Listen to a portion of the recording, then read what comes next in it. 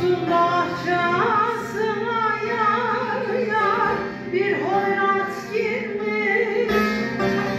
Kurudur ey bendi bendi dilber kurudur. Gülünü derken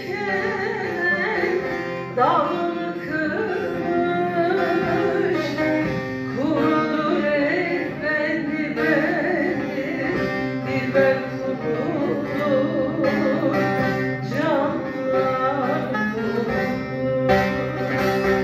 Gülünü derken dalını kırmış.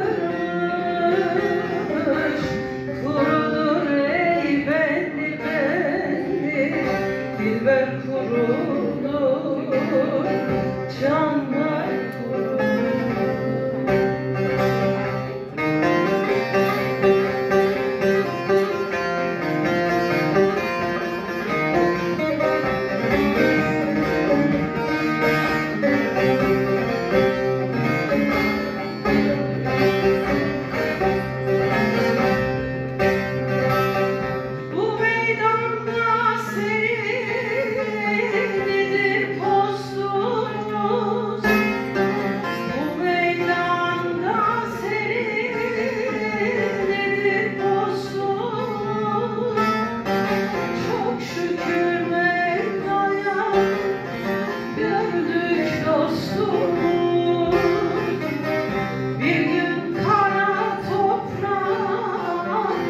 örter üstümüz,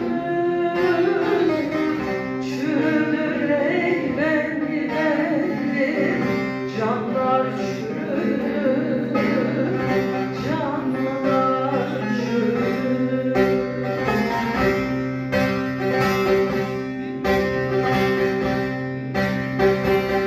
Bir gün kara toprak örter üstümüz, çürüdür ey bendi bendi dilber çürüdür, canlar çürüdür.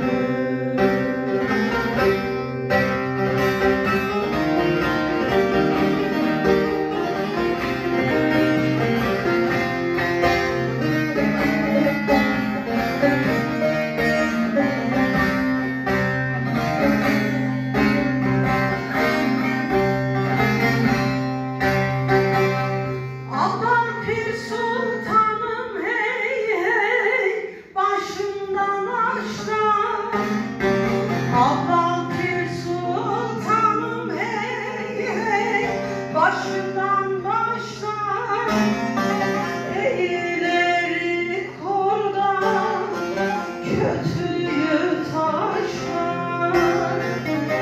Bir çiçek